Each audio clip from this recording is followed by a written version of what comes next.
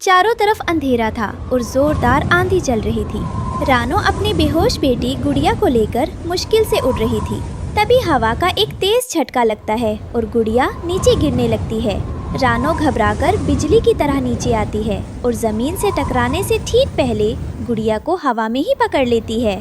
गुड़िया, ओ मेरी बच्ची, आंखें खोलो बेटा, तुम बेहोश क्यों हो गई? मेरी तरफ देखो, मुझसे बात करो, होश में आओ। और खबरदार जे ऐसा कहा, इस माँ के होते हुए तुम हार मानने की बात कैसे सोच सकती हो? जब तक मेरी सांस चल रही है मैं तुम्हें छूने भी नहीं दूंगी इस तकलीफ को।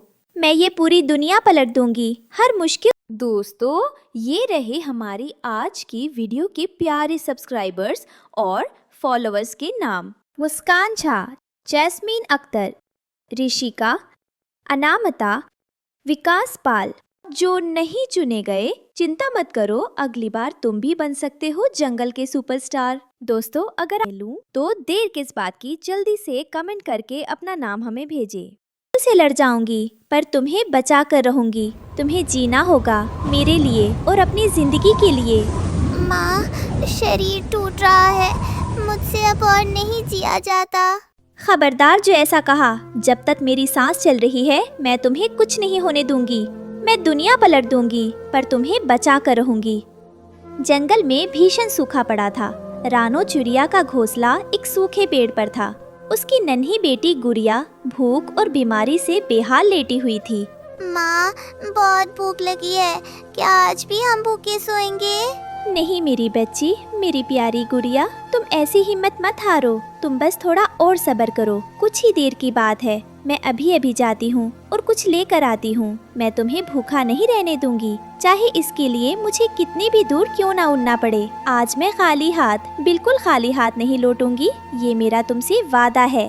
रानो खाने की तलाश में उड़ती हुई सड़क किनारे आती है। वहाँ कुछ इंसानों की गाड़ी रुकी थी। तभी एक इंसान की जेब से एक चमकीला सोने का सिक्का गिरता है और घास में छुप जाता है। अरे, मेरा सिक्का! इससे तो मैं हजारों बोरी अनाज खरीद सकता था। रानो ये सुन लेती है और सोचती है, सिर्फ एक छोटे से चमकीले पत्थर से हजारों बोरी अनाज, ये कैसे हो सकता है? मुझे विश्वास नहीं हो रहा। कुछ देर ढूंढने के बाद वो लोग वहाँ से चले जाते हैं। रानो उस सिक्के के पास जाती है। ये वही चमकने वाला पत्थर है जिसके लिए इंसान पागल रहते हैं। मैंने सुना था इससे ढेर सारा अनाज मिल सकता है। हाँ, ये वही चमकने वाला पत्थर है जिसे मैंने दूर से देखा था, जिसके लिए इंसान पागल रहते हैं और अपनी जान जोखिम में डालते हैं। मैंने सुना था कि इसकी कीमत बहुत ज़्यादा होती है और इससे ढेर सारा अनाज मिल सकता है अगर मैं इसे उगा लूं। हाँ, अगर मैं इसे बीज समझकर बो दूं और ये बड़ा हो जाए तो मेरी गुड़िया कभी भूखी नहीं रहेगी। मुझे अब और भटकना नहीं पड़ेगा। यही मेरी आखिरी उम्मीद है। रानो उस भारी सिक्के को बड़ी मुश्किल से चोंच में दबाकर नदी किनारे लाती है। वो उसे पानी में धोती है। सिक्का धूप में चमक रहा है, बिल्कुल रानो की उम्मीद की तरह। तुम मेरी आखिरी उम्मीद हो। तुम्हें बड़ा होना होगा, मेरे लिए नहीं, मेरी गुड़िया के लिए। रानो एक वीरान मैदान में आती है जहाँ की मिट्टी थोड़ी नरम है। वो अपने नन्हे पंजों से गड्ढा खोदती है और उस निर्जीव सिक्के को बीज समझकर बो देती है। अब तुम जल्दी से बड़े हो जाओ, मुझे बहुत सारे दाने चाहिए। तुम उगोगे ना? रानो को काम करते देख उसका पड़ोसी कालू कौवा पास की डाल पर आकर बैठता है। रानो बहन, आप ये क्या कर रही हैं? ये पत्थर है, इसमें जान नहीं होती, ये कभी नहीं उगेगा। आप वक्त बर्बाद कर रही हैं। आप नहीं समझेंगे कालू भाई, ये पत्थर नहीं, मेरी गुड़िया की जिंदगी है। ये जरूर उगेगा, आप इस देखते रहिए। रानो चोंच में पानी की बाल्टी भरकर ला रही थी। रास्ते में एक कांटे से उसका पंख छिल जाता है, पर वो दर्द के बावजूद उड़ती रहती है। उफ, मेरा पंख!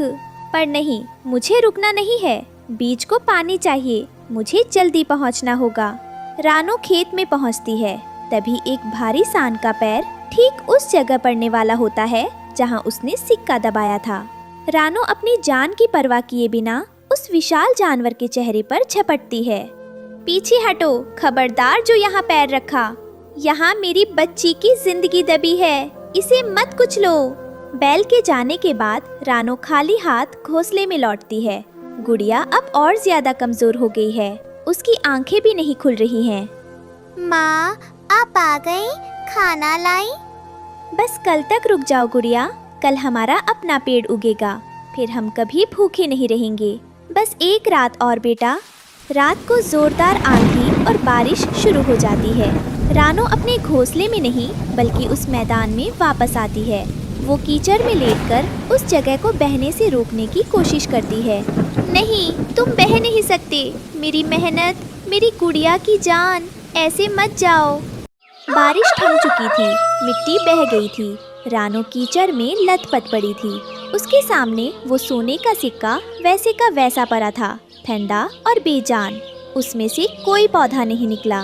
तुम उगे क्यों नहीं? मैंने अपने हिस्से का पानी तुम्हें दिया, अपनी छाया तुम्हें दी, तुम क्यों नहीं उगे? रानो का दिल टूट जाता है। उसे अपनी गलती का एहसास होता है कि उसने लालच में आकर असली मेहनत छोड़ दी और एक पत्थर के पीछे भागती रही। वो फूट फूट कर रोने लगती है। मैंने क्या कर दिया? इस झूठी आस के लिए मैंने अपनी बच्ची को भूखा रखा। अब मैं उसे क्या मुंह दिखाऊंगी? तभी कालू कौआ वहां आता है। वो अपनी चोंच में कुछ पके हुए जामुन और अनाज के दाने लाया है। वो रानो को उठाता है। रोइए मत रानो बहन, इंसान की दौलत हमारे काम नहीं आती। ये लीजिए, ये जंगल का असली धन है। जाइए, गुड़िया को खिलाइए। आपने सही कहा था, मेहनत का कोई शॉर्टकट नहीं होता। आपका ये एहसान मैं कभी नहीं भूलूंगी। मौसम बदल चुका है, गुड़िया अब स्वस्थ है और उड़ रही है। रानो अब सिक्के नहीं बल्कि असली बीज बो रही है, जिससे नन्हे पौधे निकल आए हैं। माँ देखो, हमारे लगाए बीज सच में नन्हे पौधे बन गए हैं। हाँ बेटी, ये